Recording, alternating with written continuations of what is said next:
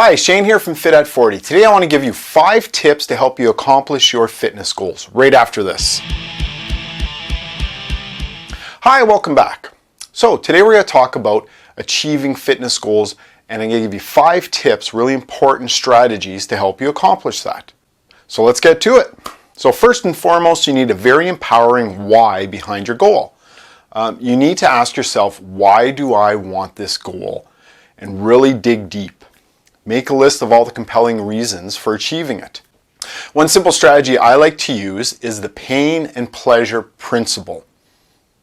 This is one that Tony Robbins teaches, who is a very successful, like say, life coach, motivational speaker, just an incredible person, period. We as human beings do things for 2 reasons, either to avoid pain or to gain pleasure. If you begin to think about all the pain that will occur in your life if you don't achieve this goal, which is very powerful, it will help drive you and give you rocket fuel towards achieving it. In the same way, you want to think about the pleasure you will feel when you achieve this goal and as you're achieving this goal, and how incredible it'll impact your life. For example, here are some pain and pleasure reasons I would write down for one of my goals. So let's say I will successfully lose 10 pounds of body fat by May 30th, 2017. Why? So the why is so that I can look in the mirror, smile, and feel great about myself. So there's the pleasure. To never again feel unhappy, self-conscious about my body image again. There's the pain.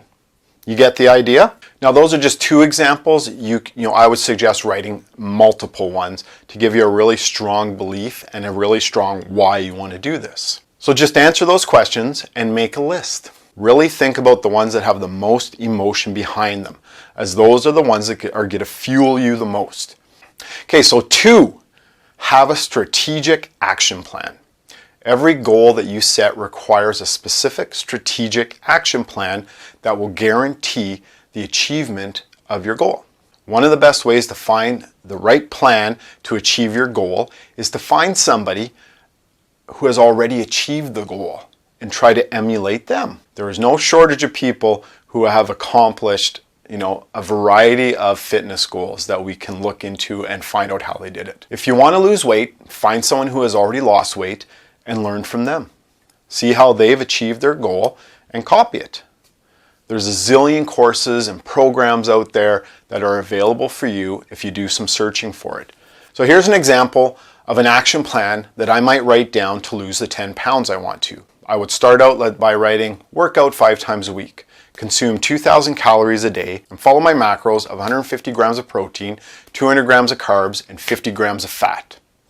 Track my meals and calorie intake daily, say on a spreadsheet. Take body measurements and maybe even a photo every week. Watch motivational videos around fitness, health every week for inspiration and motivation. You get the idea? It's specific. A list exactly of what I need to do to achieve my goal. As long as I follow the plan with some small adjustments along the way, then I'll achieve the goal. It's simple. Just follow the plan, rinse and repeat. Eliminate all other distractions and just stick with the program.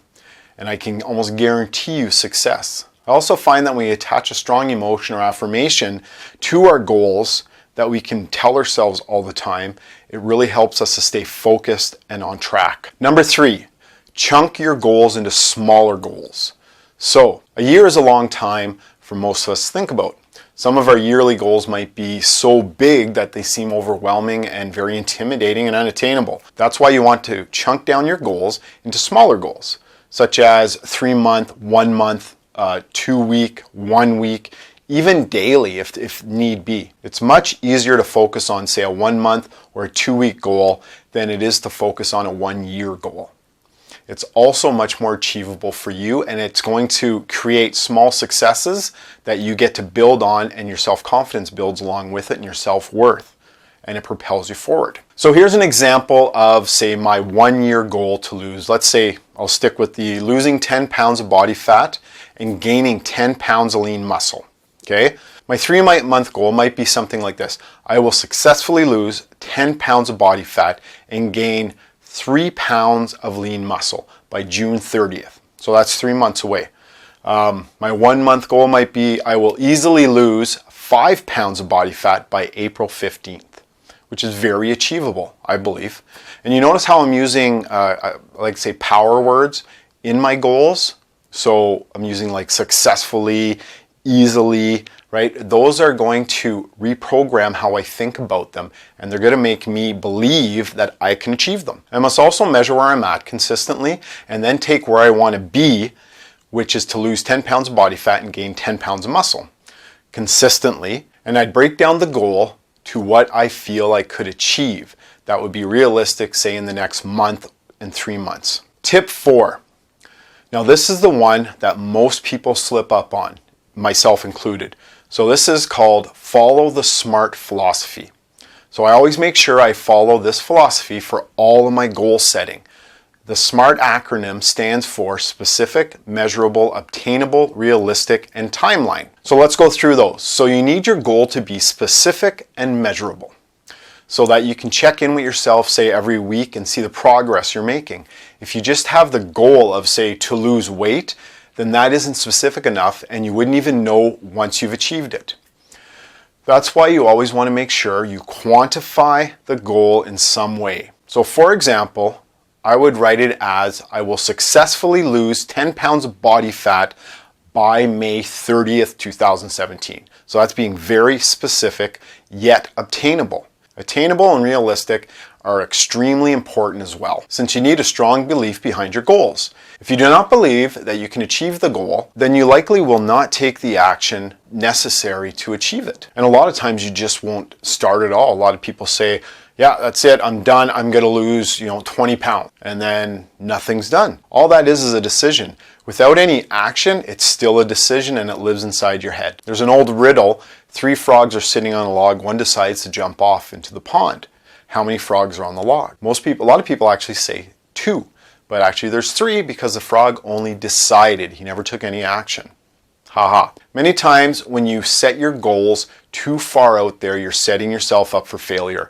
Instead, make your goals winnable. Set smaller, more achievable goals that you know that you can hit. Then you set yourself up for success. It becomes easier to achieve the next smaller goal. There's a famous quote, I'm not sure who coined it, but it goes like this: whatever man can conceive and believe, he can achieve. So what that means is you need to be able to have a high level of belief behind your goal. You can't go in half-hearted, full of doubt. You have to prime yourself, pump yourself up to believe that you can do it. Finally, don't forget your timeline.